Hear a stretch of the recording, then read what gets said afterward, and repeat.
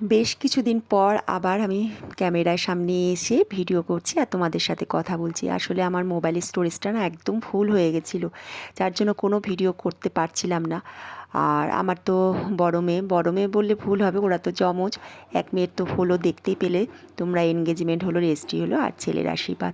খুব ভালোভাবে ভেবেছিলাম না ভিডিওগুলো করব, তোমাদেরকে দেখাবো, আর আমার মোবাইলেও থাকবে ভিডিওগুলো, কিন্তু করতেই পারলাম না যেহেতু স্টোরেজ ফুল হয়ে গেছিলো। যতটুকু পেরেছিলাম তোমাদের সাথে শেয়ার করেছিলাম। আর এক মেয়েরও আমার হচ্ছে কালকে অনুষ্ঠান আছে। এই একই অনুষ্ঠানগুলো আলাদা বাড়িতে, আলাদা জায়গায়, অন্যরকমভাবে। আর সেটা আশা করি করতে পারবো, দেখা যাক। আর সেটা করতে পারলে তোমাদের সাথে অবশ্যই শেয়ার করব।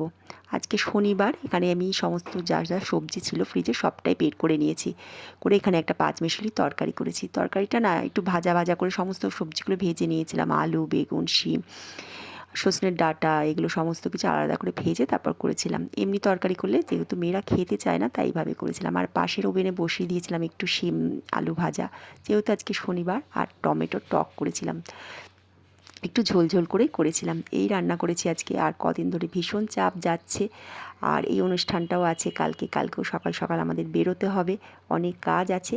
আর তোমরা আমার সঙ্গে থেকো, পাশে থেকো, ভিডিওগুলো দেখতে থেকো। যদি ভালো লাগে কমেন্ট করে জানিও তোমাদের কেমন লাগলো ভিডিওগুলো। তোমরা ভালো থেকো।